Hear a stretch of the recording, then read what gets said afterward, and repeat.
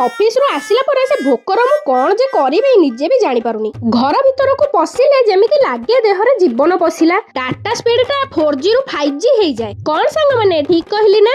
ଘରେ ପାଦ ଦଉ ଦଉ ଅଫିସ ମୋଡ ଅଫ୍ ହେଇଯାଏ ଆଉ ଘରଣୀ ମୋଡ ଅନ୍ ହେଇଯାଏ। ତାପରେ ଟିକେ ଚେଞ୍ଜ ଚାଞ୍ଜ କରିକି ଯେତେବେଳେ ଫ୍ରେଶ ହେଇକି ପଳେଇ ଆସେ ସେତେବେଳେ ତ ଲାଗେ ଯେମିତି ଦିନ ଯାକର ଷ୍ଟ୍ରେସ ଆଉ ଟେନସନ କୁଆଡେ ଗାୟବ ହେଇଯାଏ। ଓହୋ କି ଶାନ୍ତି।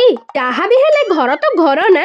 ହଁ ଯଦି ଘର ଘର ତାହେଲେ ସବୁ କାମ ତ କରିବାକୁ ପଡିବ ନା। ତାହେଲେ ସଫା ବି ଟିକେ କରିଦବା। ମେସିନ ତ ଯେତେ ସମୟ ଲାଗୁଛି ସେଥିପାଇଁ ମୁଁ ତାକୁ ପକେଇ ଦେଇ ଛାଡି ଦେଇଥିଲି। ମୁଁ ମୋର ପଳେଇ ଆସିଲି ମୋର ଖାଇବା ବ୍ୟବସ୍ଥା ବୁଝିବା ପାଇଁ। କାହିଁକି ନା ଏ ପେଟ କଣ ବୁଝିବ ସେ କଥା, ଭୋକ ତ କରିବ ନା।